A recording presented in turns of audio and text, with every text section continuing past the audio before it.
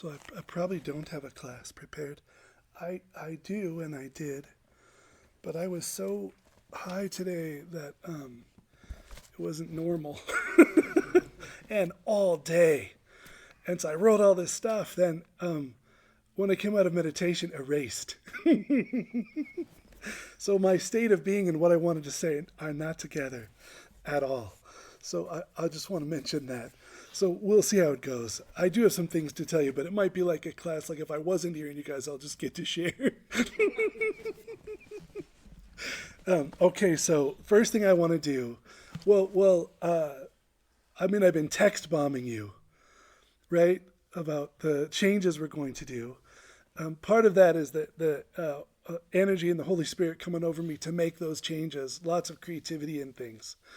And things I already know about and have known about for a long time, but, I guess I could say this. Uh, Chant and verbal prayer is something I want to bring into the center and consistently. And I want to make sure there's no dead bodies left behind. We don't want to leave anyone behind because it's going to be something new and different. And for some people, it might be, I don't know, weird, something different, something that they don't like maybe at first. And so I just want to make sure we bring everyone with us. So I thought a little theological explanation for what we're doing would be good. And that's what I wrote, so I can do that. But the first thing I want to say is that let's start with. Oh, okay.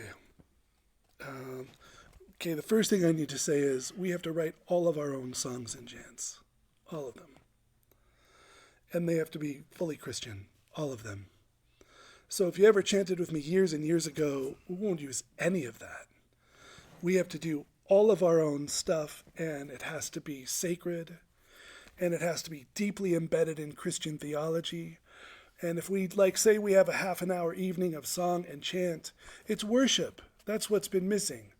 And see, I didn't even know for sure if I was going to be Christian when I started this group. It was just a little Bible study, I thought, an experiment. Let's see what happens when I know it just happened to me with Jesus. Let's see what happens when I bring other people into Christ. And then, walking afraid and nervous and not knowing if it's what God's will is yet. I didn't even know for sure if it was God's will. And so here's what I'm trying to say. It just started as a Bible study. That's it. But that's not enough. We have to worship. And we haven't been because it just was a Bible study. And then it's been sacred and powerful, and we'll still be doing that aspect. Don't get worried. But there's more to it than that. There's more to being a Christian than that. And worship is a really big part of being a Christian. So then the idea, though, is how do we worship? And there's lots of ways. And I've seen beautiful ways, but I mean, it's not going to be a rock group, right? We're not going to rock out with big screen TV showing cool images. We're not going to do that. So, and that's one way. And then I don't want to do it like the Catholic Church where you're supposed to sing, but no one sings. And the whole freaking place just sits there and doesn't do anything. And it's weird. And if you sing, everyone can hear you because no one else is. And it's so weird. Although there's some good behind that, a priest explained to me, but it doesn't matter. We're not putting anyone down. So then how do we worship? And how do we create an atmosphere of worship? And I already know how. And I know how to make it specific to this community, specific to the contemplative path. That's the thing. So, and if you've never done this with me years and years and years ago, before I ever got into Christ, you're really in for something powerful. That's the first thing I want to say is that a lot of power will absolutely come through our community as we do this. We actually did it Wednesday when Thanksgiving was the Thursday group. And I thought, well, let's do it as an experiment. And it was a very small group. The people that showed up, we just tried this first chant that I have an idea of doing. And it was profound. It was profoundly powerful. And that gets to one of the reasons I didn't institute or create this or start this a number of years ago, because I was certain it would pull people out of the night. I was just certain that it would. And I mean, I could have been wrong about that, but I just think they would have got into those high energies, and the ones who I think are now mostly through it, and there's some that are all the way through it, Anne's all the way through it, unless it comes up perennially for her or something. She's all the way through. The people that are, that were in the middle of it or just starting, I think if they tasted the high energies, it would have pulled them out of completing that process. And it made me really nervous. But what's different? There's tons of people not done with the night now, tons of people just going in. What's different? Well, the difference is the community, I think, now holds that power. I think that the established power of the night exists in our center. If someone wants to stay focused on self and not do the night, they don't have to. But if anyone is sincere and wants to do it, they're going to do the work there, because there are people carrying the fullness of that night and the results of it in them. So I think we have built a foundation in something that's really solid. And I have deep trust in that. Even if I'm thinking of people now that are not, I wouldn't say they're done with the night, but for all intents and purposes, they're done. They're not going to stop. It's just slowly grounding in more and more in them daily. And it's, bringing about order daily. And so we have that in place. But what about all the other energies that God brings in? What about joy? Daniel had that recent experience with joy, spooky even. And what about, love? And what about how do we get a community to open to those energies that's been focused on one aspect of the journey for so long? That's the question. And I think I wouldn't know, but I feel like I get shown.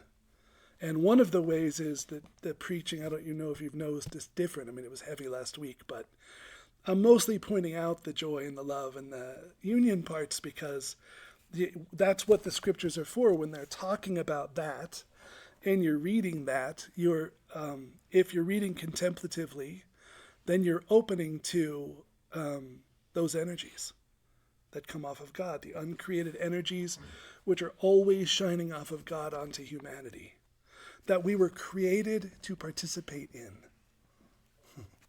Like the purpose of our existence. And they're always shining in on us all the time. But if you've been doing 8 years of the grind,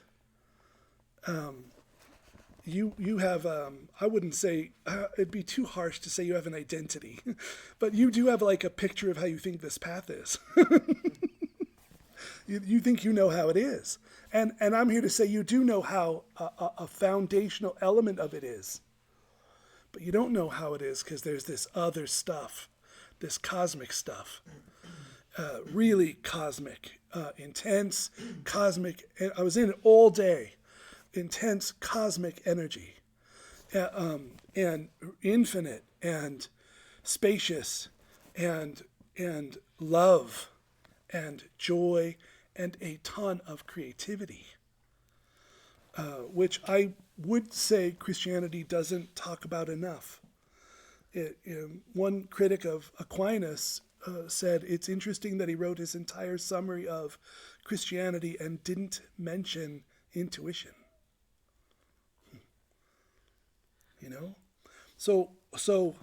So God, if you think about God made everything that exists, right? And that means learning and growing was invented. Because there isn't learning and growing in God. A God that can learn and grow isn't God. It's a false God. It's a pagan God. Like Zeus might stop cheating on his wife or, do it less or something like that's people. A God that can learn and grow is not the Christian God. God invented learning and growing. Let's put it this way. When there was only the Trinity, there was no such thing as time. Time is made up. So if you think about like creation, when God started making things, you have to think of everything that you know not yet existing at all. No time, no space, no progress. All of those things were created from nothing at all. Just think about that. So that means God is a profoundly creative being. Profoundly creative. Because it all had to be made up. I think of this a lot. It's one of my favorite things to think about with God. That I got this notion when I was like 7. I remember, I didn't hear a voice, but it was like someone just said, try to think of a world that exists, but there's nothing at all in this world in it. Just got this idea to think that it's like a thought dropped in my head. Try to think of a world that exists, but nothing here is in it. And I would try, and I think it was like a Zen koan, because I couldn't obviously think of it. Anything I would think of, it would be like, well, we have white. Oh, it's just a blank. Well, we have blanks. It's just, and I'd say, no. And I think it was meant to sort of put my mind in a completely open state, if that makes sense. To undo the conditioning I had built in those years on this planet where everything is just taken for granted. It is what it is. We know how things are. There's up, there's down. You're already forming this rigidity, which is limited and not open to the fullness of God. So I think that's why that thought dropped in, to sort of open to that, or to coach me into opening to that. And I think, I'd never made this connection, but that's also, I think, when I started to hit the white light while playing in the grass sometimes. I would just be in the grass and then I'd hit that space, and I think they were sort of prepping me for that.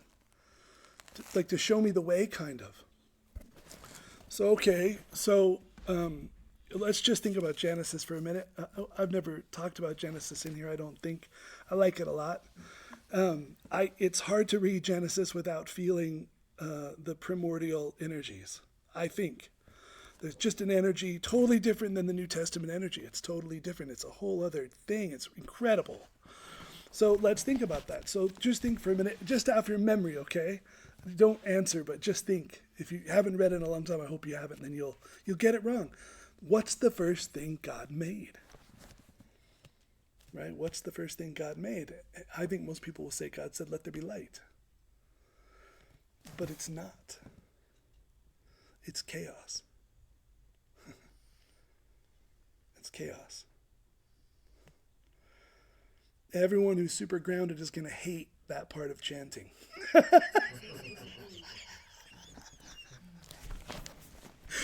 Like, you're going to hate it if you don't change your mind. So that's what I thought I would do with this class. Try to change your mind on that. People have come in to band and we've gotten weird, and it's freaking weird. And it's first of all, it can be uncomfortable.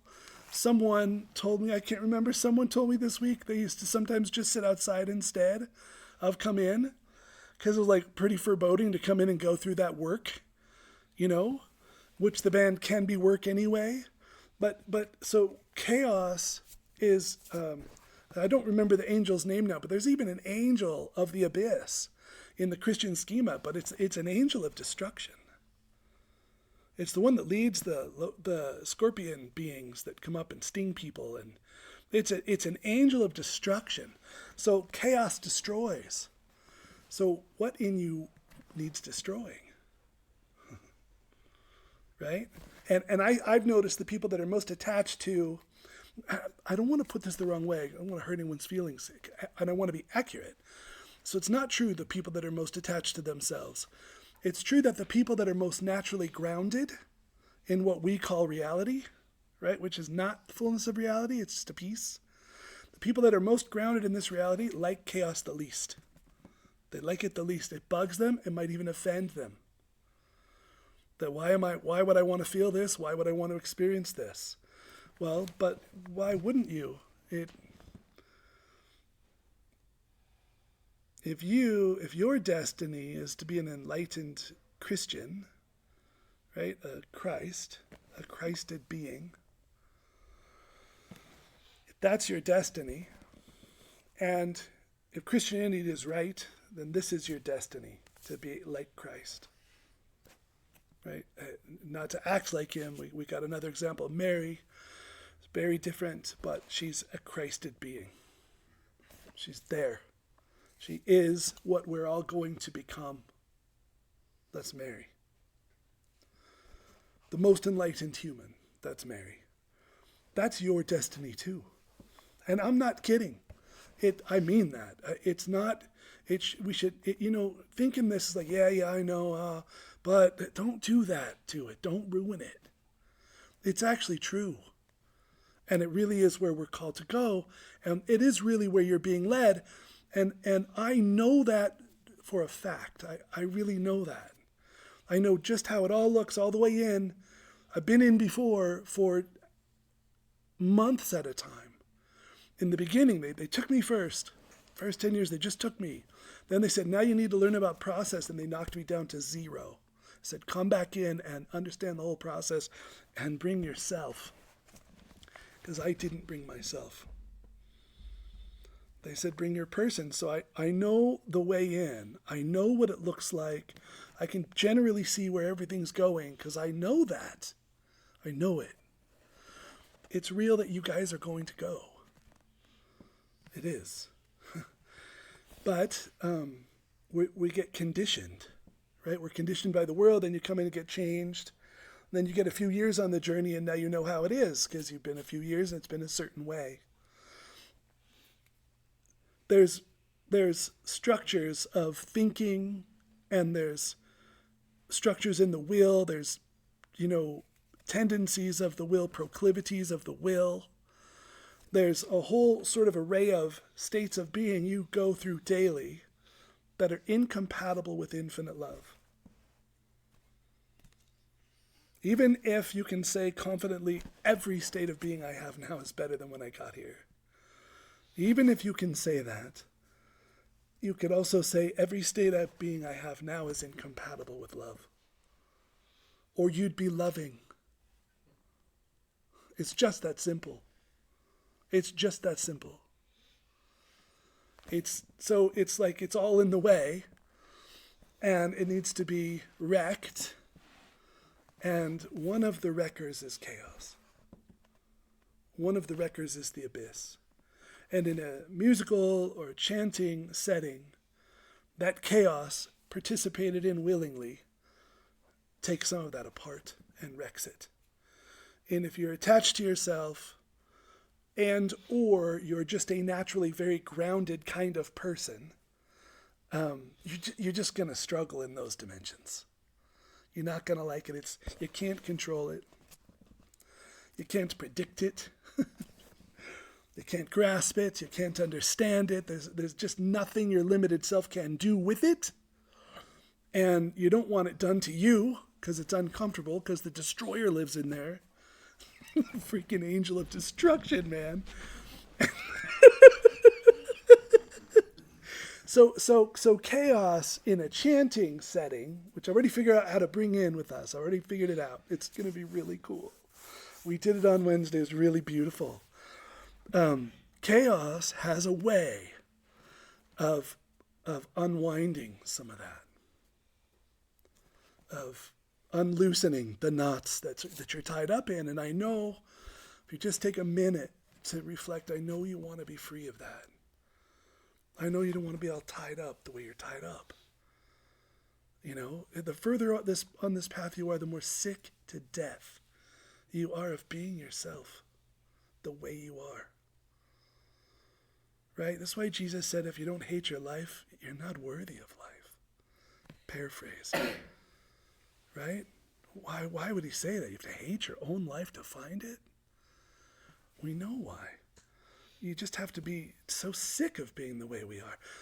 That's pretty incompatible with being proud of how we are, isn't it? Taking pride in that, presenting as if we're somebody everywhere we go. That's pretty incompatible with that. However it is, professionally or otherwise, if we carry ourselves that way, we are fighting against enlightenment. Against it. You can't be anything in the world except a Christian who's there to love. Any other sort of presentation, I'm a professional or I'm whatever, man, it's all death. It's all death to love. It's just another identity we put on. That isn't real. So in a chanting setting, the chaos part, which we won't overdo, I want to tell you, we won't overdo it, but it must be a part of it, because there has to be a part where you shake off normal, and you shake off everything you think you know and are, and you just do something else from a different place, and you can pull from the abyss for that. You can pull from the abyss for that. Our group does it less well lately. We're getting so good we forgot how to be weird, kind of. We have to go back and figure that out again, because we have found order. So okay, so are you saying, Clinton, now we're just going to do all this weird stuff, and I'm not really weird, and is that what we're going to do? Yes and no. Yes, but there's also going to be beauty and order, because God brought an ordered universe out of chaos. Does that make sense? We're just following Genesis. We're just following God's pattern and saying, let's have a chant, half hour or so, that when it is done, it will have touched all of the dimensions. It will have touched upon an overview of all the dimensions from zero, only God, no universe, to beings who are being brought into union and made Christs. From zero to that, which is, all that is the Old Testament to the final page of the New Testament. That's all that is. Because that's what the Bible is. It's from zero, no one exists. God says, I'm going to make these cool beings. I got this Jill idea been working on. It's so pretty cool. I'm going to make these people, these neat people. I'm going to make a universe for them to exist in. And I'm going to give them a destiny far beyond their wildest dreams. And we're going to let it play out for thousands of years until it culminates. And that's what the universe we live in is. That's what it is. It's ridiculous. It's the coolest thing ever. And it's also temporary. The way the universe is now, the way the world is now, will fade. It will end. And there will be no here to stay here. There will be an awakening, a massive shift. It's spoken of in prophecy in the New Testament. A new heaven and a new earth and new people who are different. Risen bodies, transformed light bodies, very different. We get glimpses of what that might look like from Jesus when he raises from the dead and he is unrecognized by his own disciples while he's talking to them. So what does that mean? It means a lot of things. Different body. So this is our destiny. And I'm so in it now. Like, I know that's it, man. But I remember when it was like, yeah, but I mean, I was still coming out of the secular world, Isn't this just a giant universe? And there's like just this little tiny spark of life on one planet, and it's just cold and dead, and there's just rocks and asteroids flying around, wrecking into stuff and breaking things. And how could we say we know what this is all for? We do know what it's all for. We know what it's all for. We've been told. We've been told what it's all for. But those are mysteries you can participate in and know through mystical experience. And that's what we're up to. We're up to getting close enough to God that we can look back at the universe being created from where we're standing. You know? Getting so intimate in those places with God that you can look down at the universe being held in existence by God.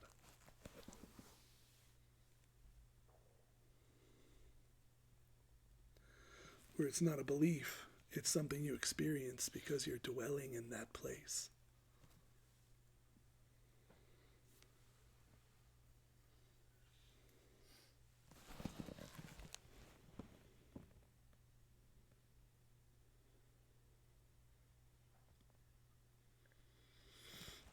And because we're a contemplative group, we want more than just to read that and believe it by way of faith.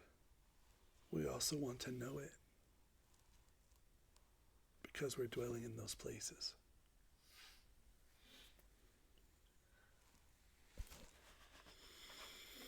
That's what we're doing. That's the deal. So then we'll craft our worship such that it promotes awareness of that.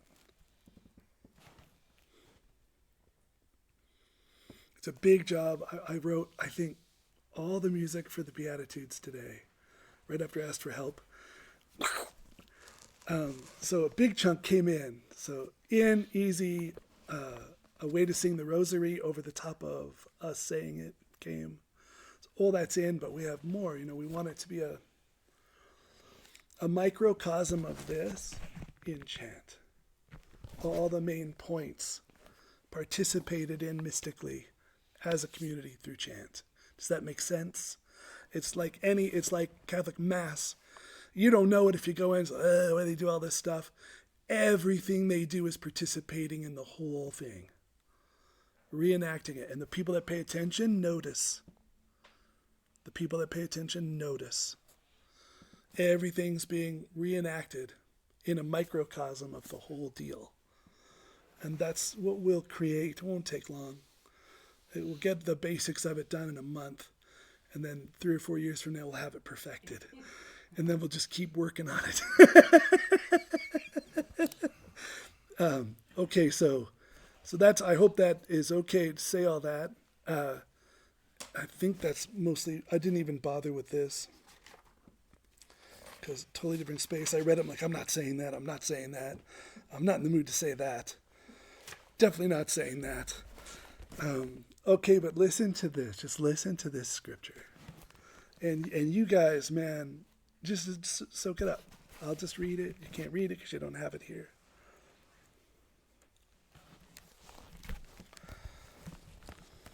There's 2 creation stories. I'll read the first only. And just relax, man. Just try to relax and tap into it a little bit.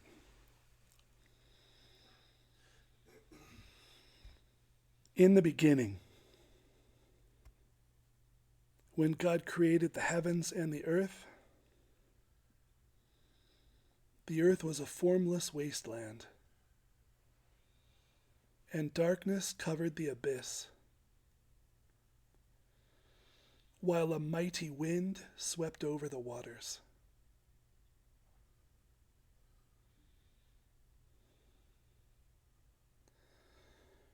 Then God said, "Let there be light."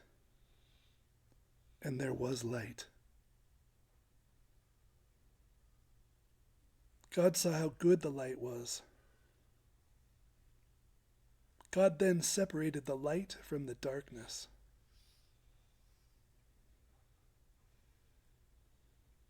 God called the light day, and the darkness he called night.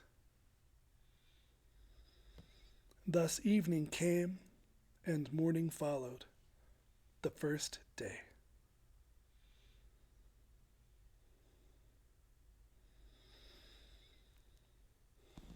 Now don't look at me, but just listen to it. I'm going to read it again. That's all I want to read. But the way the scholars describe how you have to read this story is you separate the truths it's teaching from its garb. So don't just think day and night. Think foundational principles upon which all things are built.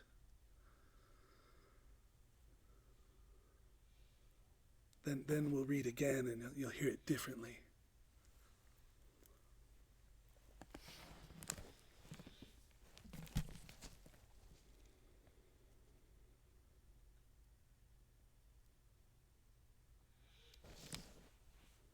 In the beginning, God created the heavens and the earth. The earth was a formless wasteland, and darkness covered the abyss, while a mighty wind swept over the waters.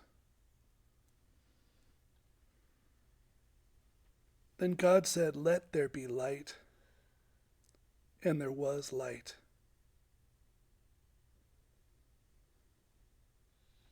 God saw how good the light was. God then separated the light from the darkness. God called the light day, and the darkness he called night. Thus evening came, and morning followed, the first day.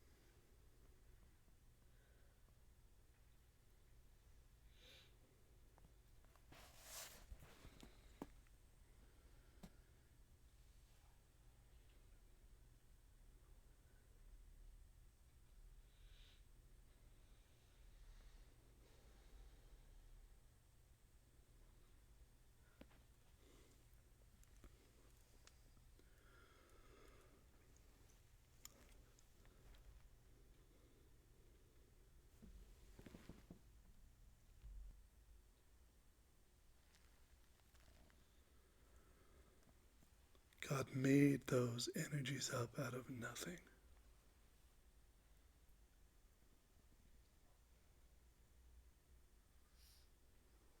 And first, it's this mass of undifferentiated potentiality.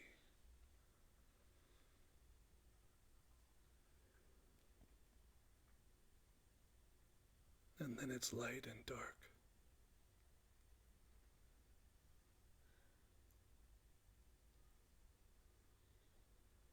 But the stars aren't made yet, so what light and what dark? It's something before that.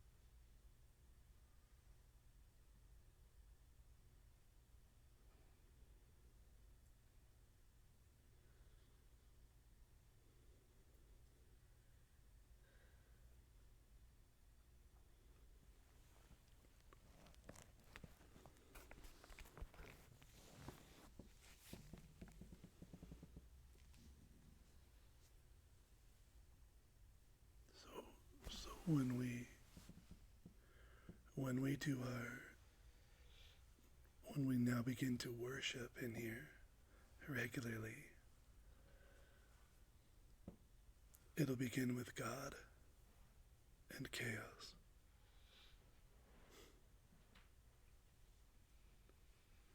The form that chaos takes will just be randomness. We'll build randomness into it. We did Wednesday. We'll build randomness into it. But that's just the form. If it's just random and no content, it's dogma. So we'll participate in chaos, in that energy.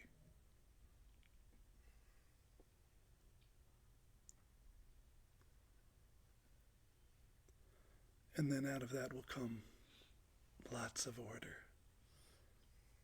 and beauty.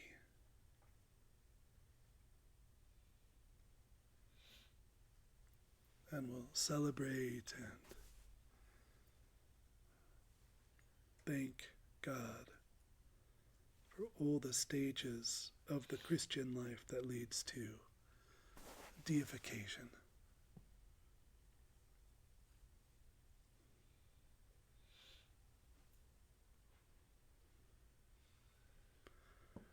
All the way from poverty of spirit to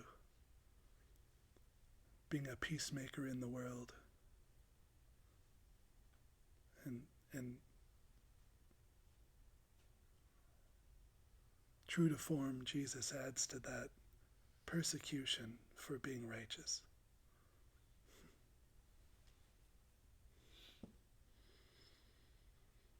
Being hated by the world for not being of the world.